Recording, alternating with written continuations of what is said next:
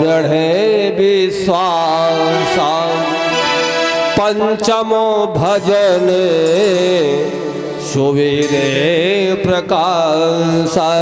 छठदमो शील विरते बहु कर्मा। निरति निरंतर सज्जन धर्मा। सातवो समो मोहि मैं जग देखा। मोहिते अधिक संते करी लेखा। आठवो यथा लाभ संतोषा।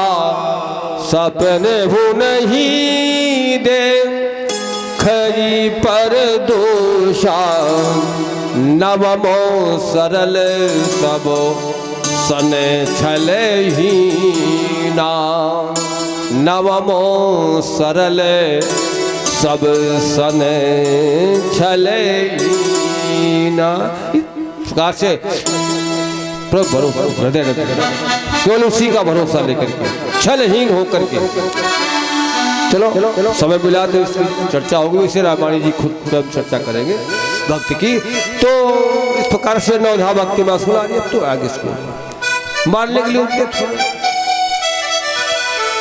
लेकिन नहीं। गुरु जी स्वयं आगे शुक्राचार्य ने कहा ना एक बार हमें भी मौका दो।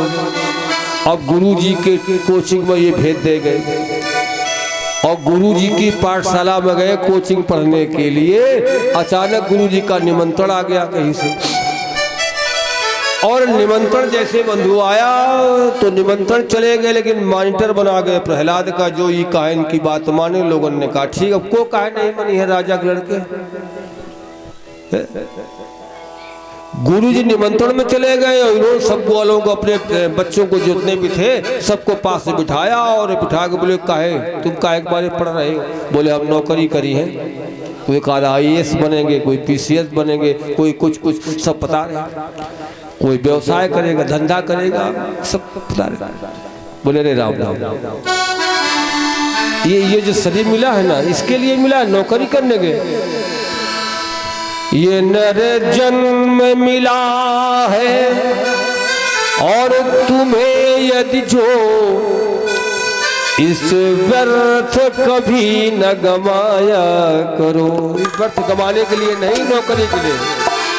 नर जन्म मिला है तुम्हें यदि जो इस व्यर्थ कभी न गमाया करो। दुखिया के दुख में शामिल हो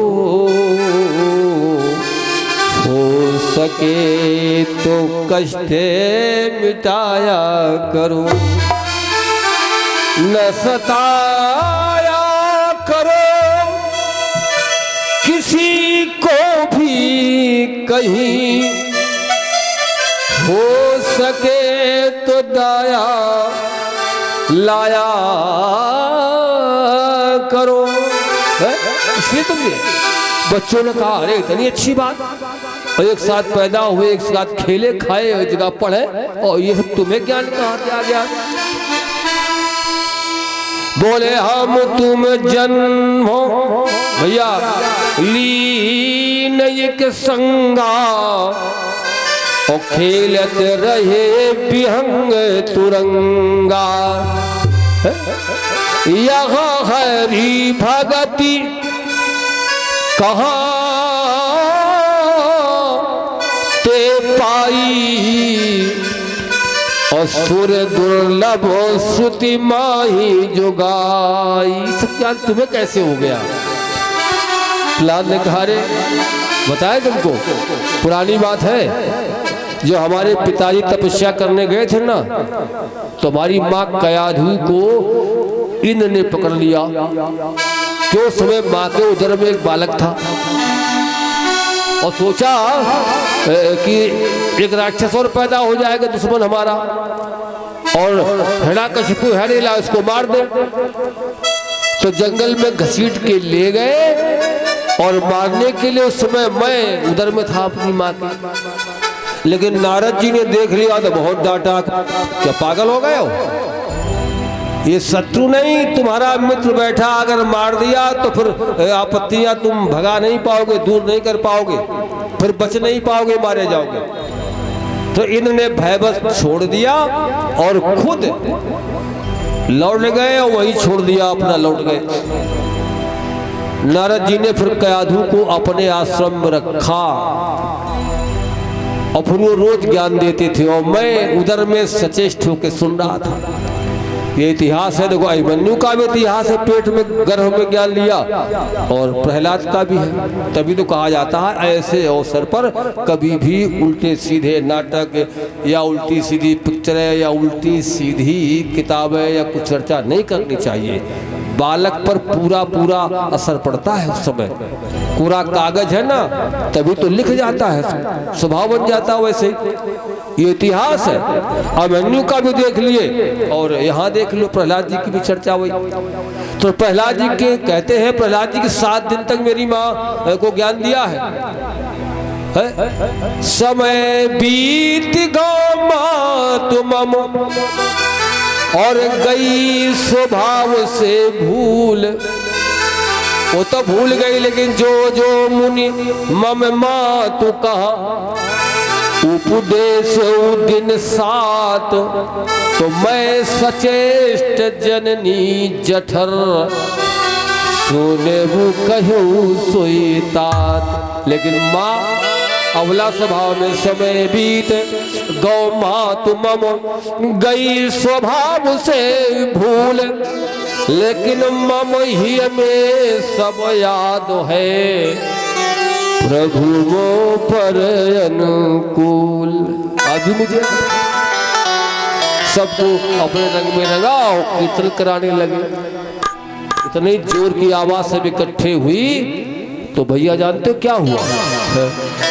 बाहर आवाज निकल गई जैसे ईंट ईंट रोम रोम राम राम चिल्ला रहा हूँ। आवाज बाहर तक जब पहुंच गई तो गुरुजी आधे खा पाए हुए न्यूता और भागे एकदम सुहास है और कहे शांत हो जा। तो कोई लड़का बात ही नहीं मानना, क्यों?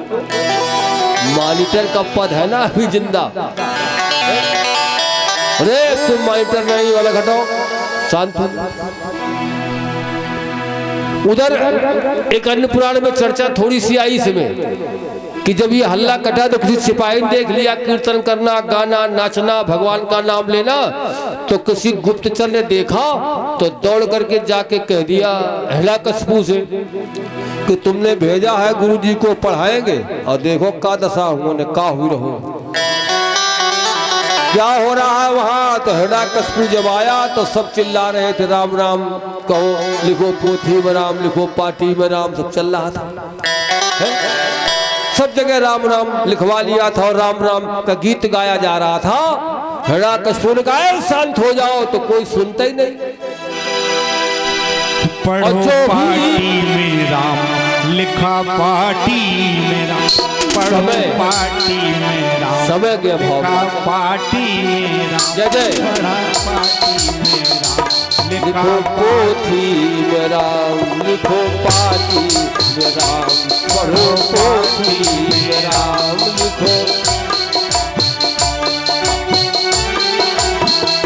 पढ़ा पार्टी में राम, पढ़ा पोथी में राम, लिखा पार्टी में राम, पढ़ा पोथी में राम, लिखा पार्टी में राम, पढ़ा पार्टी में, वो पढ़ा पार्टी में, हाँ पढ़ा पार्टी में राम, लिखा पार्टी में राम, पढ़ा पोथी में राम, लिखा पार्टी में राम, लिखा पार्टी।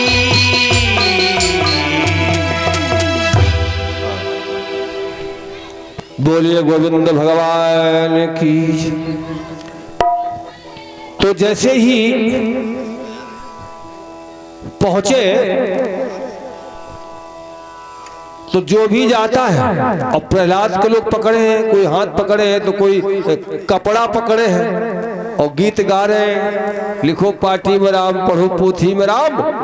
और जो भी जाता है, यहाँ तक कि कुछ सिपाही भी जाते हैं रोकने के लिए झट से, और जो छूते हैं किसी ग्वाले को तो ऐसा करंट है तो स्वयं नाचने लगता है, वो भी चिल्लाता है लिखो पार्टी में राम, पढ़ो पोथी में राम। अब देखा कि जो भी छू लेता वो भी वही गीत गाता और नाचने लगता है। तो हिरण्याकशिपु दौड़ करके गए और प्रहलाद का पकड़ा हाथ में, शांत हो जाओ।